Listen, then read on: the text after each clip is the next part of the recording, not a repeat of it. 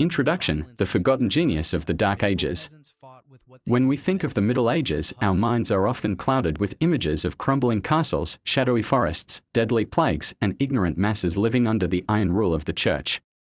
This era, unfairly dubbed the Dark Ages, is frequently perceived as a time when scientific and technological progress ground to a halt. Yet hidden behind the veils of superstition and conflict lies a profound and largely forgotten truth: the Middle Ages were a crucible of innovation. Within the thick stone walls of monasteries, the minds of monks and early engineers devised technologies that not only served their present but paved the way for the future. One such innovation stood out above all: an invention that dared to measure something as divine and eternal as time itself. This was the age of the mechanical clock, a marvel that transformed humanity's relationship with the passage of hours, reshaped religious life, and laid the intellectual groundwork for the Renaissance. 1. The birth of mechanical timekeeping, when humanity first chained the hours. Before the mechanical clock, time was elusive. It was felt in the warmth of sunlight, heard in the rustling leaves of twilight, or dictated by the tolling of bells. In agrarian societies, sunrise and sunset governed labor. In religious communities, time was spiritual, marked by canonical hours, moments to pray, meditate, and reflect. But there was no exactitude, no consistent measurement. That changed sometime in the late 13th century, when the first weight-driven mechanical clocks began appearing in European churches and town halls. The earliest known mechanical clocks did not have hands or dials. They announced the passage of time by striking bells. These machines operated using a system of gears, pulleys, and escapements, mechanisms that released energy in controlled increments. Though crude by modern standards, they were revolutionary. No longer was time tethered solely to nature; it could now be divided, organized, and ruled. Yet this transition wasn't welcomed by all. Many theologians saw the mechanical clock as a challenge to divine order. If man could measure time so precisely, what next? Could he measure the cosmos? Control fate? And yet, curiosity proved stronger than resistance. Across the continent, clock towers rose like monuments to human ingenuity in Paris, Strasbourg, Padua, and Salisbury. The technology behind these clocks was jealously guarded. Crafting a mechanical clock required not just skilled metallurgy, but also deep understanding of mathematics and physics. Blueprints were rarely written down; instead, they were passed orally from master to apprentice in secretive guilds.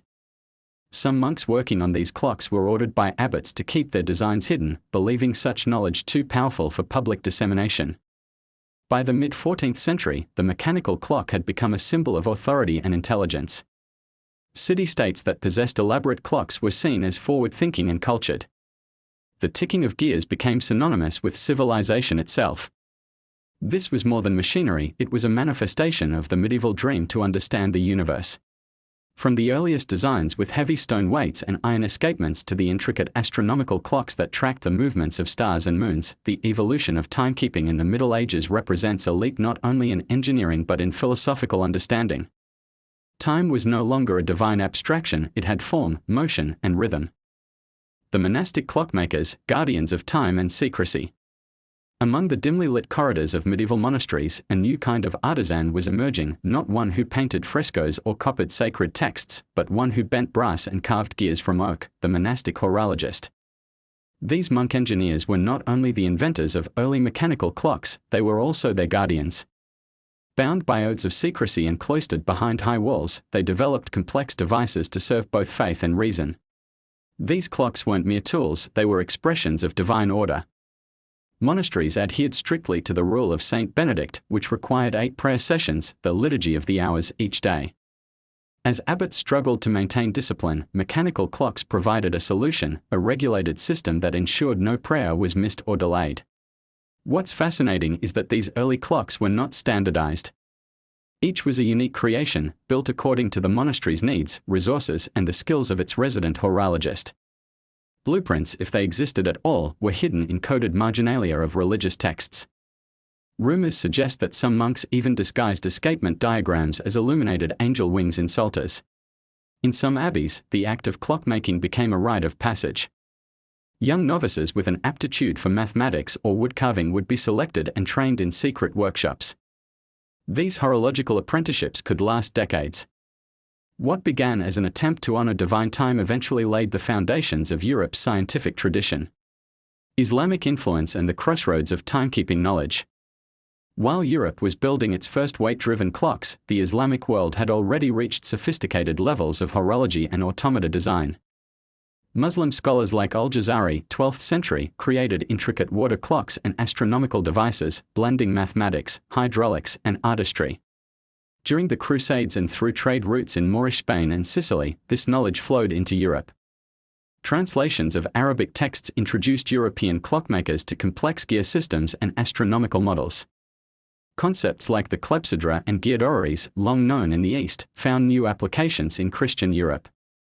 These cultural exchanges didn't just advance mechanical engineering, they also challenged European scholars to think beyond liturgical time. As Islamic clocks measured lunar phases, solar positions, and even planetary cycles, the Christian West began to see time as something more than a monastic discipline. It became a cosmic puzzle. By the 15th century, fusion devices began to appear, clocks that tracked moon phases for both Islamic fasting and Christian Easter calculations. These hybrid creations are physical proof that even in an age of religious strife, technology became a bridge. Astronomical clocks, sculpting the heavens in brass and iron. Perhaps the most stunning result of medieval timekeeping was the birth of the astronomical clock. These weren't just machines, they were oracles of metal, telling not just hours, but the movements of heavenly bodies.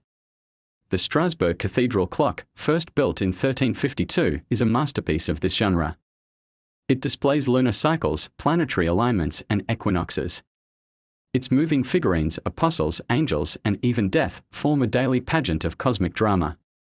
For the people who gathered in its shadow, time had never felt so alive or so divine.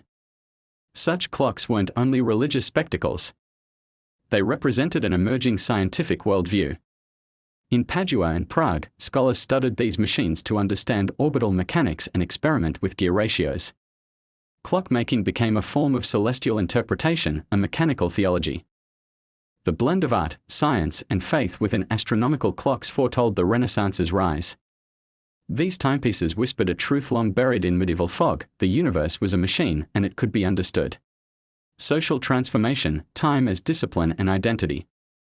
With mechanical clocks now reigning over towns and cathedrals, a cultural shift occurred. Timekeeping seeped into daily life, imposing a rhythm where once there had been fluidity. Workers were expected to arrive on time, markets opened and closed at fixed hours, and legal systems operated with new precision. This quantification of time birthed new social structures. The merchant class, in particular, benefited from precise timekeeping, using it to coordinate contracts and transportation. Scholars argue that capitalism, in many ways, was fertilized by the tick of the medieval clock. In the home, clocks became status symbols. Wealthy families commissioned personal timepieces, sometimes small enough to carry, a precursor to the modern watch. To own a clock was to command time itself. Yet, this discipline came at a cost. Medieval poets lamented the loss of spontaneity. Mystics warned that mechanical time would sever humans from nature and spirit. The very machine that once celebrated divine order was now a metronome of modern anxiety. Conclusion: a legacy set in motion. The invention and evolution of the mechanical clock in the Middle Ages was more than a technological breakthrough, it was a revolution in how humans understood themselves, their world, and their place within time. From the quiet hands of monastic craftsmen to the grandeur of cathedral clock towers, this device transformed societies, bridged civilizations, and prepared the world for modernity. Mechanical clocks represented more than precision. They were the silent heralds of a new order, a world where time was no longer a gift from the heavens, but a resource to be measured, managed, and mastered. Their influence still ticks through the fabric of our daily lives. Every alarm, every appointment, every second counted owes its existence to the brave minds who once labored in secret workshops, turning wheels not just of iron, but of destiny. Let us not forget that what began with a monk pulling a rope to sound a bell would eventually lead to spacecrafts navigating by atomic clocks and surgeons timing heartbeats with digital precision. The legacy of medieval clockmakers is not ancient, it is eternal. In every ticking second, the Middle Ages still live. Echoes through time, the deeper meaning of mechanical clocks. The more we examine the legacy of mechanical clocks, the more we realize that they were more than tools of practicality, they were vessels of philosophy. These devices gave form to the intangible. They allowed humanity to look at the stars, the seasons, and the soul, and bind them all within the rhythm of a machine. In a time when people believed that the universe was ruled by divine mystery, the clock offered predictability. It whispered of a cosmos that could be studied, calculated, and, one day, mastered. The clock wasn't just a scientific marvel, it was a theological and metaphysical provocation. It asked bold questions: could time belong to humans? Could we command what once was God's alone? And as time became mechanical, so did the world. The emergence of clock towers coincided with the growth of urban centers, the birth of universities, and the early stirrings of capitalism. Life became divided into units: work hours, school hours, market hours. Time had been tamed, and in doing so, it began to tame us. But this newfound control came with psychological costs. For the first time, people began to feel rushed, to fear being late, to quantify their lives not in memories or seasons, but in minutes. The anxiety of the modern world, in many ways, was born in the clockmaker's forge. Yet the gifts outweighed the curses. The mechanical clock gave rise to new disciplines: astronomy, engineering, navigation. Ships crossed oceans using time to calculate longitude.